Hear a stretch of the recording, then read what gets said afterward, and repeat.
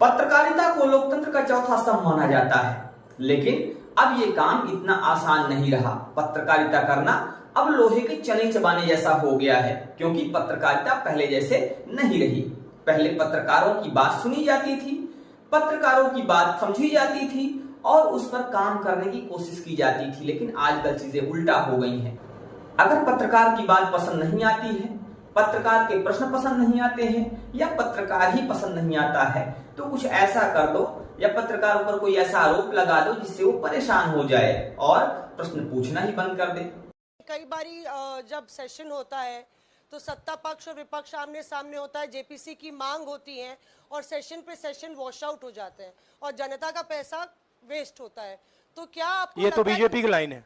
तो क्या नहीं, मतलब जनता का पैसा के सेशन वाटर, आप ऐसी टी शर्ट ले लो ना, एक मैं आपको दे दूंगा, उनका वो सिंबल दे दूंगा आपको, ये उनकी लाइन है। सवाल आपको पसंद नहीं आए वो अलग बात है, पर आपको किसी नहीं, सवाल मुझे बहुत पसंद आ रहा है। इस तरह से उंगली उठाने की जरूरत नहीं। आप चेक बहुत अच्छा लग रहा है, बोलिए। बीजेपी का बैच पहनने की आप सवाल पूछे ना, सवाल नहीं, आपको भी जयराम साहब ये बोलना चाहिए, सवाल गलत बात है। सवाल पूछे। मेरा बस ये सवाल, कुछ ऐसा ही होता हुआ दिख रहा है आजकल सुर्खियों में। आजकल इस समय एक चर्चा काफी ज्यादा वायरल है, जो कि रजत शर्मा के विषय में है, जो इंडिया टीवी के पत्रकार हैं। उन पर कांग्रेस प्रवक्ता रागिनी नायक ने प्रेस वार्ता के दौरान एक आरोप लगाया है। प्रेस वार्ता के दौरान उन्होंने भावुक होते हुए कहा कि रजत जी, आपने मुझे गाली दी है। ये वीडियो मेरे माँ बाप, मेरे सास ससुर और मेरे बच्चों ने देखा। आपने मुझे गाली इसलिए दी क्योंकि मैं ईमानदारी से अपना काम कर रही थी। मेरे माँ बाप, मेरे बूढ़े सास ससुर, मेरे बच्चे, सब वो वीडियो देख रहे थे। कांग्रेस के लाखों करोड़ों लोग, इस देश की जनता वो वीडियो देख रही थी। आपने मुझे गाली दी सिर्फ इसलिए कि मैं ईमानदारी से अपनी पार्टी का काम कर रही हूँ, इसलिए कि मैं ईमानदारी से अपनी पार्टी का काम कर रही हूँ। और सिर्फ गाली नहीं दी, उसके बाद सुबह आपने मुझे धमकाना शुरू किया। आपने कहना शुरू किया कि अगर प्रेस कॉन्फ्रेंस किया जाएगा तो डेफेमेशन का केस करेंगे। मतलब आप चोरी करें, उसके बाद आप सीना चोरी करें।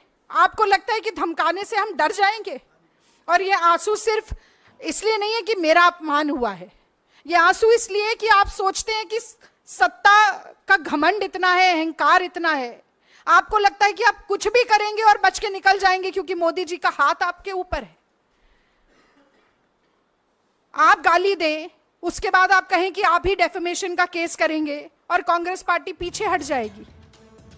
लेकिन रजत शर्मा जी कह रहे हैं कि आज तक के जीवन में मैंने कभी किसी को गाली नहीं दी, मैंने हमेशा सबके साथ बड़ी ही शालीनता से बात किया है। और ये बात सच भी है कि क्योंकि रजत शर्मा जी के विषय में जो लोगों की धारणा है वो ये है कि वह सबसे प्रतिष्ठित पत्रकारों में से एक हैं। वह लोगों से बहुत ही सादगी और सरलता से पेश आते हैं। आज सबसे पहले मैं बड़े दुख के साथ, भारी मन से आपको एक साजिश के बारे में बताना चाहता हूं जो मेरे साथ हुई है। मैं पिछले 44 साल से पत्रकारिता में हूं। पिछले 31 साल से आपने मुझे टीवी पर देखा है। सब जानते हैं मैंने कभी किसी से ऊंची आवाज में बात नहीं की, कभी किसी का अपमान नहीं किया। मुश्किल से मुश्किल सवाल भी हंसकर मुस्कुराकर पूछे, हमेशा अपनी बात शालीनता से कही। इसीलिए मुझे आपका इतना प्यार मिला। लेकिन आज सुबह मुझे जब यह पता चला कि कांग्रेस पार्टी के मीडिया सेल ने कल रात सोशल मीडिया पर एक झूठा कैंपेन चलाया कि इलेक्शन की काउंटिंग वाले दिन एक लाइव शो में मैंने गाली दी, यह सुनकर मुझे बहुत तकलीफ हुई। मैंने अपने जीवन में आज तक कभी भी कहीं भी किसी को गाली नहीं दी है। जब ये झूठा इल्जाम लगा तो इंडिया टीवी की तरफ से कांग्रेस का कम्युनिकेशन डिपार्टमेंट चलाने वालों को एक चेतावनी दी गई, एक लेटर भेजकर आगाह किया गया कि वो झूठ ना फैलाएं। उनसे कहा गया कि रजत शर्मा अपनी बात शालीनता से कहते हैं, डिग्निटी के लिए जाने जाते हैं।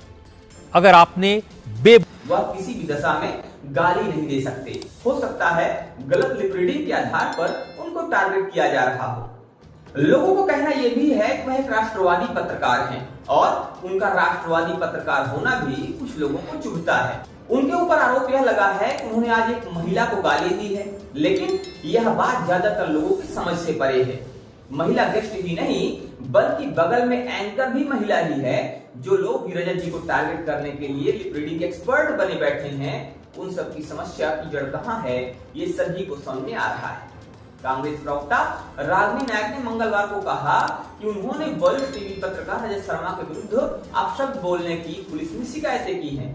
रागिनी नायक ने संवाददाता सम्मेलन में आरोप लगाया कि टीवी चैनल पर रजत शर्मा ने सीधी चर्चा के दौरान उनके लिए अपशब्द कहे, इसीलिए उन्होंने शर्मा के विरुद्ध एक आपराधिक मामला दर्ज कराया है। उन्होंने दावा किया है कि रजत शर्मा ने एक लाइव डिबेट के दौरान मुझे गाली दी है।